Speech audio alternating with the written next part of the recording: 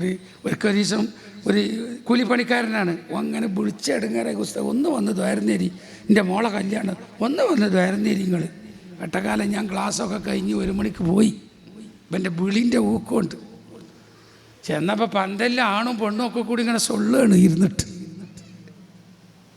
പന്തലിരുന്നിട്ട് ഭയങ്കരമായ ബിഡൻസിലാണ്.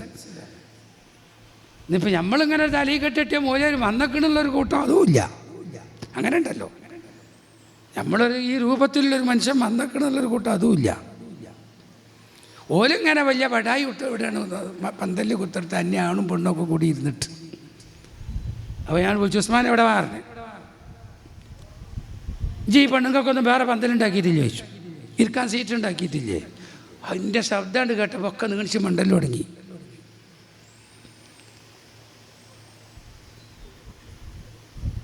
പ്രിയമുള്ളവരെ, ഇങ്ങനത്തെ ഒരു ഗതികെട്ട ഒരു മാന്യതയുള്ള മനുഷ്യന് ഒരു ഓഡിറ്റോറിയത്തിൽ നിന്ന് കല്യാണത്തിന് പോകാൻ പറ്റൂല. ഞാൻ തന്നെ പറയും, അങ്ങനത്തെ ഒരു വലിയ ഇടങ്ങേറുണ്ടെങ്കിൽ എന്നെ വിളിക്കണ്ടെന്ന് പറയും. ചിലവർക്ക് അത് തടുക്കാൻ കഴിയൂല. അതിനെ ശ്രദ്ധ ഒരു മറ കെട്ടണം എന്ന് പറഞ്ഞാൽ അവർക്കൊരു മറ കെട്ടണം. ഇനിയിപ്പോൾ അവിടെ നമ്മളൊരു മറ കെട്ടണം, എന്തൊരു മറാണ്ട് കെട്ടിയാൽ പെണ്ണുങ്ങളൊക്കെ മറൻ്റെ പിന്നൊക്കെ ആക്കിയാൽ എന്താ ഭൂമി കീഴ്പ്പെട്ട ഉരുണ്ട് നീണ്ടു പോവുമോ? നമ്മളൊക്കെ അല്ലാതെ ആരാപ്പഞ്ഞി നടപ്പാക്കാൻ? പഴയ കാലത്തെ നമ്മളെ മുൻഗാമികളുടെ ഒക്കെ ഒരു അവസ്ഥ എന്തായിരുന്നു? ആ വക വിഷയത്തിലൊക്കെ ഭയങ്കരമായ ത്രാണിത്തം നമ്മളെ നാട്ടുകാരന്മാർക്കുണ്ടായിരുന്നു. ഓല അവിടെ ഉണ്ടെങ്കിൽ മുന്നൊക്കെ ഒരാളുണ്ട് വരൂല. അങ്ങനത്തെ ഒരു കാലങ്ങളൊക്കെ അവിടെ കഴിഞ്ഞു പോയി. അതൊക്കെ പ്രധാന കാരണം എന്താ? എല്ലാ മുഅ്മിനീങ്ങളെ വീട്ടിലും ഖുർആൻ ഓതും, എല്ലാവരും ചൊല്ലിപ്പറഞ്ഞ് അന്തി ഉറങ്ങും, എല്ലാ സുന്നത്തുകളും അദബും അച്ചടക്കും ഉമ്മാനൊക്കെ പൊന്നുപോലെ നോക്കും. എന്താന്നൊക്കെ പഴയ ആൾക്കാർ ഉമ്മാനെ താങ്ങി പിടിച്ച് കഴുകലും വൃത്തിയാക്കലും ഉമ്മാരെയും ബാപ്പാരെയും ഒക്കെ ചെയ്തിരുന്ന അവസ്ഥകളൊക്കെ എന്തായിരുന്നു? അന്ന് ഹോസ്പിറ്റലിൽ വല്ലാതെ സ്വീകരിക്കൂല. അന്ന് ഹോസ്പിറ്റലിൽ നിന്ന് പറയും, നിങ്ങൾക്ക് എന്തെങ്കിലും ചെല്ലാനും ഓതാനും പെരയിലാന്നല്ല നിങ്ങൾ ആട് കൊണ്ടുപോയിക്കോളി, ദിമഞ്ഞൊന്നും ചെയ്തിട്ട് കാര്യമില്ല, ആരും മരിക്കാൻ പെരയ്ക്ക് പറഞ്ഞേക്കും. ഇന്നിപ്പോൾ മരിച്ചതെത്തിയ 3 ദിവസം ഇടും വെന്റിലേറ്ററിൽ. അല്ലാഹ് കാക്കട്ടെ. കാരണം ഓൽക്ക് ബില്ലാണ് ഇപ്പോൾ വേണ്ടത്, പൈസയാണ് ഇപ്പോൾ വേണ്ടത്. ചൂഷണം, തനി ചൂഷണം. എല്ലാവരും ഉണ്ട് എന്നല്ല, നല്ല മനുഷ്യന്മാർ ഈ കൂടുതലുണ്ടാവും.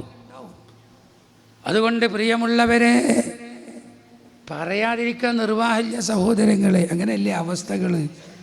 അള്ളാഹു നമ്മളെ കാത്തു രക്ഷിക്കുമാറാകട്ടെ, സലാമത്ത് നൽകട്ടെ. അതുകൊണ്ട് റമദാനു ശരീഫ് കടന്നു വരുന്നു. വളരെ കൃത്യമായി ഖുർആൻ മുസ്ഹഫുമായി ബന്ധപ്പെടുക, നല്ല ഓതണം. നമ്മൾ പരിശുദ്ധ ഖുർആൻ പാരായണം ചെയ്യണം. ഓതി കൽബിങ്ങനെ ശുദ്ധി വരുത്തി.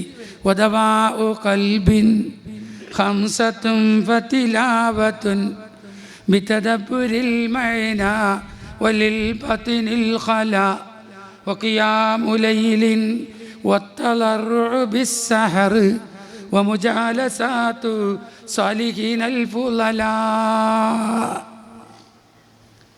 ഹൃദയത്തിൻ്റെ മരുന്നുകളാകുന്നത് 5 എണ്ണമാണ്.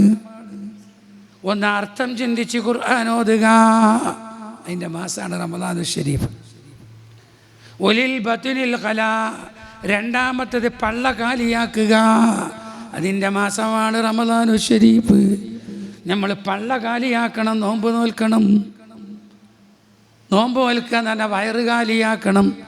വയറ് കാലിയാക്കുക എന്ന് പറഞ്ഞാൽ രാത്രി ഉറങ്ങാൻ നേരത്ത് വയറ് തിന്നുകാണ്ട് പിന്നെ കുറേ ഒരു 10-15 മണിക്കൂർ കഴിഞ്ഞിട്ട് എഴുന്നേൽക്കൽ, അങ്ങനെ കാലിയാക്കിയാൽ പോരാ. ഉണർന്നിരിക്കുന്ന സമയത്ത് വിശപ്പിൻ്റെ കഠിന വിശപ്പറിയണം. അതാണ് നോമ്പ്. വിശപ്പെന്താന്ന് നമ്മൾ അറിയണം. അതിനാണ് ഫജ്ർ സാദിഖ് മുതൽ സൂര്യാസ്തമയം വരെ നമ്മൾ എന്ത് ചെയ്യണം? ഉള്ളിലേക്കൊരു വസ്തുവും ചേരാൻ പാടില്ല.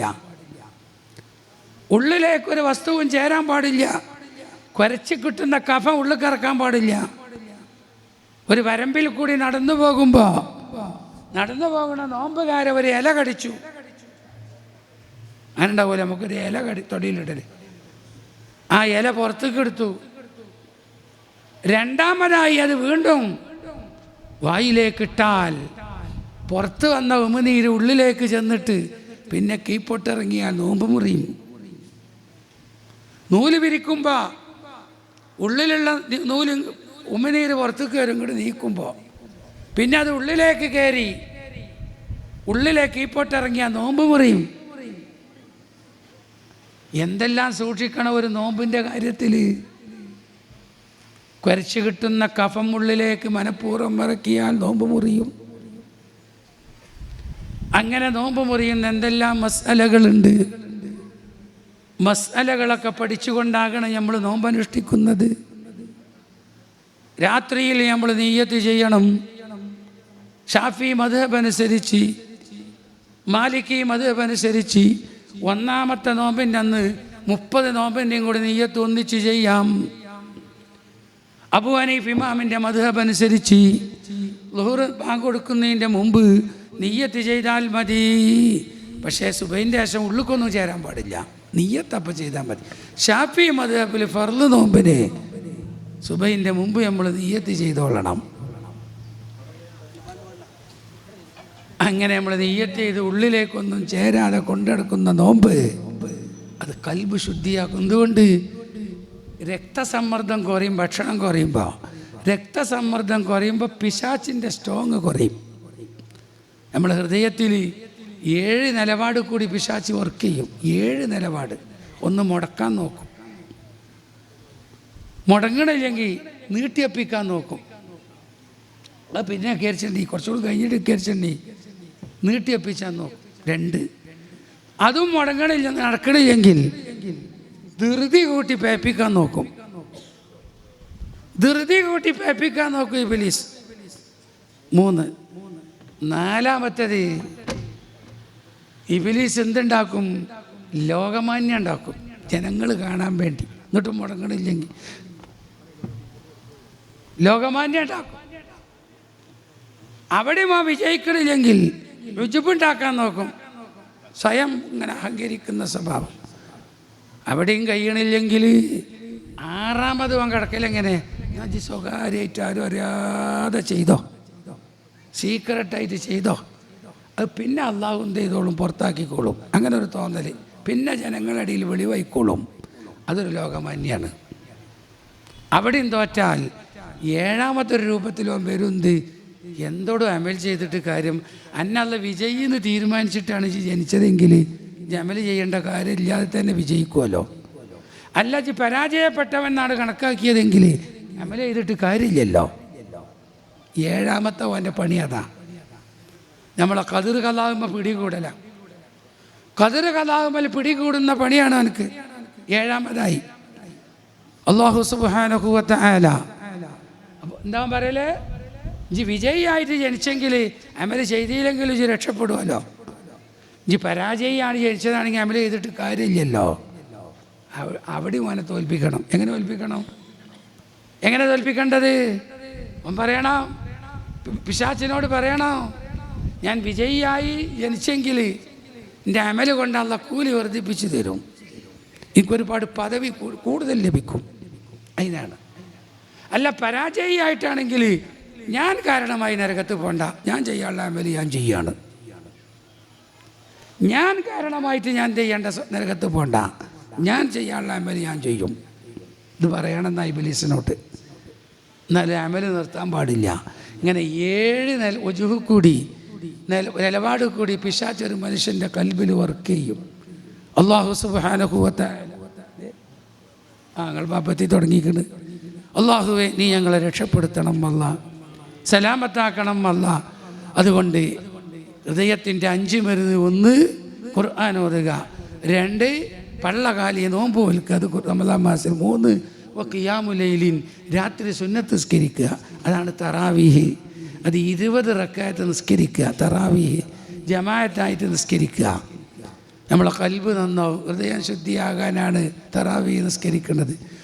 4ാമത്തേത് വത്തളറു ബിസ്സഹർ, അത്തായ സമയത്ത് ഉണർന്ന അല്ലാഹ്. അതിനാണ് അത്തായം കഴിക്കാൻ ഉണരുന്നത്. ഭക്ഷണം കഴിക്കുന്നതും വെള്ളം കുടിക്കുന്നതും ഉറക്ക് പോകാനാണ്. എന്നിട്ട് നമ്മൾ ഒന്നുണ്ടാക്കി സുജൂദ് 2 തഹജ്ജുദ് നിസ്കരിക്കണം. ഹൃദയശുദ്ധിൻ്റെ 4ാമത്തെ മരുന്ന്. അഞ്ചാമത്തെ മരുന്ന് എൻ്റെ കൂട്ടുകാരും സഹപാഠികളും സ്വാലിഹീങ്ങളാവണം. ഇങ്ങനെ 5 അതിനാണ് തറാവി ജമായത്ത്, വിത്ർ ജമായത്ത്, നിസ്കാരം ജമായത്ത്, പള്ളിയിൽ ദിക്റിൻ്റെ അലക്ക, ബദിരീങ്ങളാണ്ട് മയല് ഉറുദി ഇതൊക്കെ വെക്കണെന്തിനാ? സ്വാലിഹീങ്ങളുടെ സഹവാസം കിട്ടാനാ. അള്ളാഹുവേ, നീ ഞങ്ങൾക്ക് ഈ വരുന്ന റമദാൻ 5 മരുന്ന് കൊണ്ടും ഞങ്ങളെ ഹൃദയം ശുദ്ധീകരിക്കാൻ നീ ഭാഗ്യം തരണം അല്ലാ. തൗഫീഖ് നൽകണം അല്ലാ. നൽകിത്തരണം റഹ്മാനെ. ഞങ്ങൾക്ക് നീ നല്ല പഠിക്കാൻ ഭാഗ്യം നൽകണം റഹ്മാനെ. ഞാൻ ചില ആമുഖങ്ങൾ മാത്രമാണ് പറഞ്ഞിട്ടുള്ളത്. ഓരോ ആയത്തുകളും ഹദീസുകളും വിഷയസംബന്ധമായി നമുക്ക് ഓതാനുണ്ട്, ക്ലാസ് എടുക്കാനുണ്ട്, പഠിക്കാനുണ്ട്. കുട്ടികളെ മാത്രം മദ്രസയിൽ പറഞ്ഞയച്ച് നമ്മൾ വീഡിയോ കൊലയം ഇരുന്നാൽ പോരെ, നമ്മളും പഠിക്കണം, നല്ല ഓതണം, നല്ല പഠിച്ചുകൊണ്ടിരിക്കണം. ഒരുപാട് മർമ്മങ്ങൾ പഠിക്കാനുള്ള ആൾക്കാരാണ് ഈ ഇരിക്കണേ നമ്മളൊക്കെ. അല്ലാഹുവേ, ഞങ്ങളെ കൽബ് തഖ്വ കൊണ്ട് ധന്യമാക്കി തരണം അല്ലാ. തഖ്വ കൊണ്ട് നീ പൂർത്തിയാക്കി തരണം അല്ലാ. നിൻ്റെ പൊരുത്തവും പ്രീതിയും നീ ഞങ്ങൾക്ക് നൽകണം റഹ്മാനെ എന്ന് ഓർമ്മപ്പെടുത്തി ഈ ലിസ്റ്റുകളൊക്കെ വായിക്കാനുണ്ടാവും, അത് വായിച്ച് അപ്പോഴേക്ക് തങ്ങൾ പാപ്പ ഇവിടെ എത്താനായിട്ടുണ്ട്. അന്നേരായ സയ്യിദ് അവർ നമ്മുടെ തിരുരങ്ങാടി ഖാദി ബഹുമാനപ്പെട്ടവർ ഇവിടെ എത്തി. എപ്പോഴും ഈ ഉമ്മത്തിന് വേണ്ടി ഓടിപ്പായുന്ന ഒരാളുകളാണ് ഉസ്താദ് AP ഉസ്താദ് തങ്ങൾ ഇവരൊക്കെ. അള്ളാഹ് എല്ലാ ആഫിയത്തും ഓൽക്കല്ല പ്രദാനം ചെയ്യട്ടെ, എല്ലാ സിഹത്തും അള്ളാഹു നൽകട്ടെ. അവർക്ക് എല്ലാ വിജയം എന്ന് പറഞ്ഞാൽ നമ്മളെപ്പോലത്തെ ഈ ആളുകളുടെ ഈ സംഘടിതമായ മുന്നേറ്റമാണ്. അതിൽ ഉറച്ചു നിന്ന് പ്രവർത്തിക്കാൻ അള്ളാഹ് നമുക്ക് തൗഫീഖ് നൽകുമാറാകട്ടെ. ഞങ്ങളെ നാട് നന്നാക്കണം അല്ലാ, നാട്ടുകാരെ നന്നാക്കണം അല്ലാ, ഈ ഉമ്മത്തിനെ നീ രക്ഷപ്പെടുത്തണം അല്ലാ. ഞങ്ങളെ നാട്ടിലുള്ള കുടുംബത്തിലെ സഹോദരിമാർക്ക് ദീനീ ചൈതന്യം നൽകണം അല്ലാ. ഈ നാട്ടിൽ നിന്ന് മരിച്ചുപോയ ഖബറുകൾ സ്വർഗമാക്കണം അല്ലാ. മസൂദ് സഖാഫി ഉസ്താദിൻ്റെ ദറജ ഉയർത്തണം അല്ലാ. വആഖിറു ദഅവാനാ അനിൽ ഹംദുലില്ലാഹി റബ്ബിൽ ആലമീൻ. അസ്സലാമു അലൈക്കും വറഹ്മത്തുള്ളാഹി വബറകാതുഹു.